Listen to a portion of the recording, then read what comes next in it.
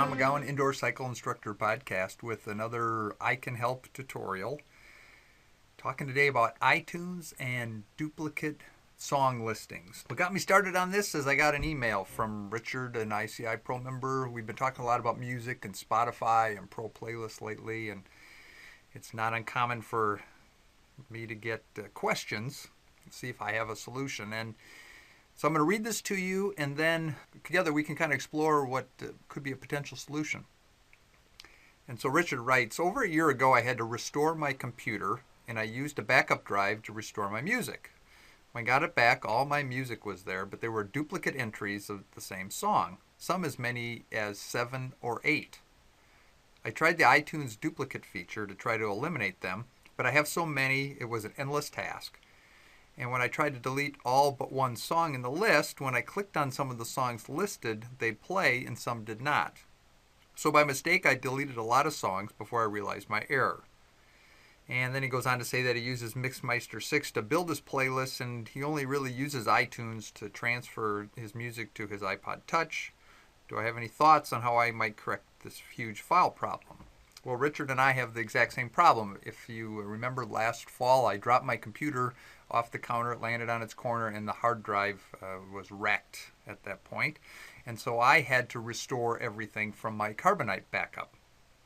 And if you're not familiar with Carbonite, if you go to indoorcycleinstructor.com/backup, I highly recommend it. It's a no-brainer backup solution. You don't have to do anything after you install it, and it will save your life, believe me.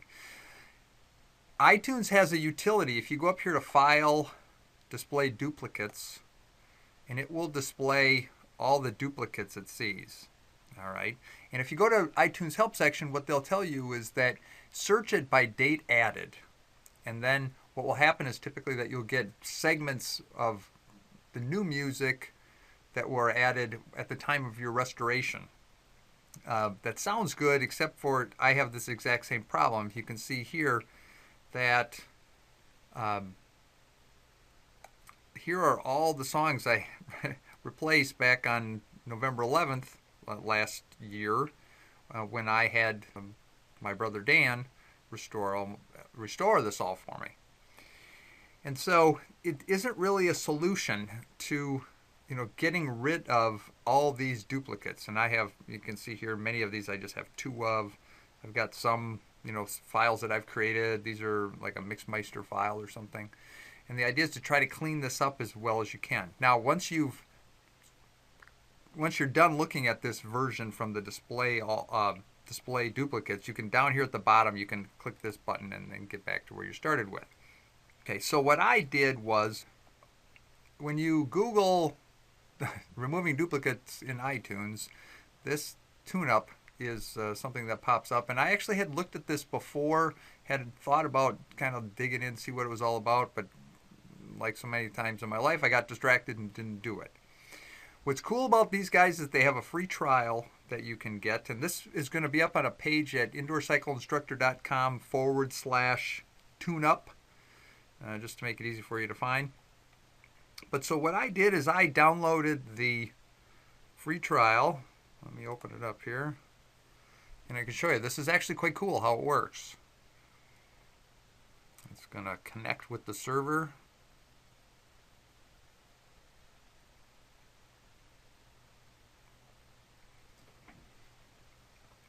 And then once it has connected, what it will do is, let's go rotate here a little bit, and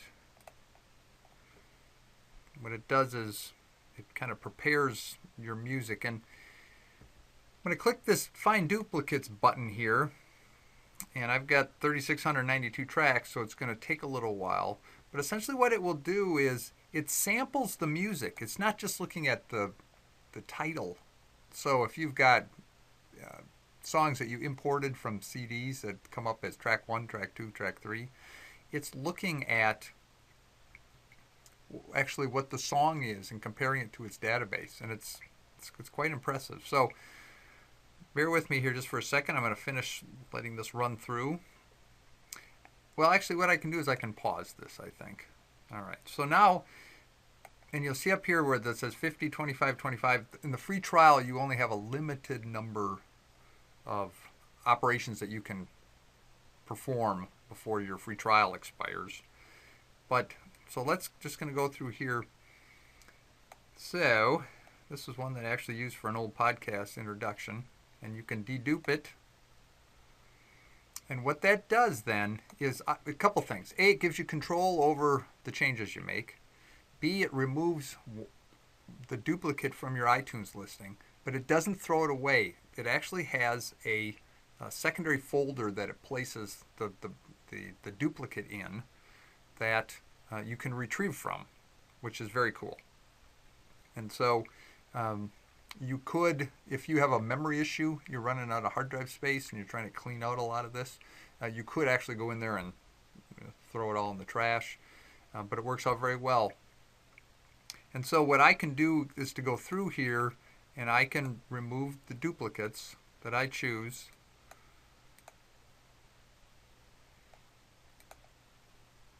As I go through here, I've got some of these where I had added the prefix in my training rates. So I've got so many times I'll have the base version and then the training rate ahead of it that show up as duplicates. And so, what it'll do is it will decide this is the track that it's going to get rid of. Maybe I want to keep them both. Very cool. Other applications it does, you can what they call clean up your tracks, meaning that they're mislabeled. Maybe they don't have the artist information. Maybe they're track 1, track 2, and you can give it a chance. Let's try that once. Let's drag track 1 in here and see what happens.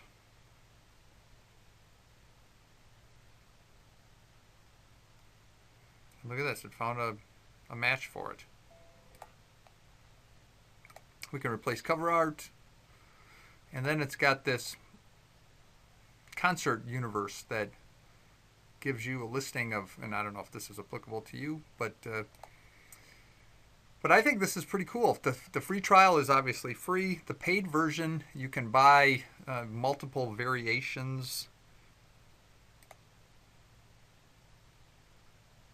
When you're here to get the free trial, if you have a Mac, you want to click this find different version, then you can get the Mac download. Or you can buy an annual license for $40, lifetime license for $50.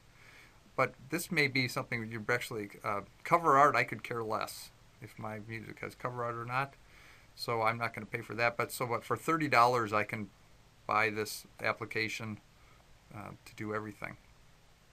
Now, if you get a chance to try this as a free trial, or you actually become a paid user of this, send me an email. I'd love to know your experiences. And again, you'll be able to find this video and more information at indoorcycleinstructor.com/tune-up.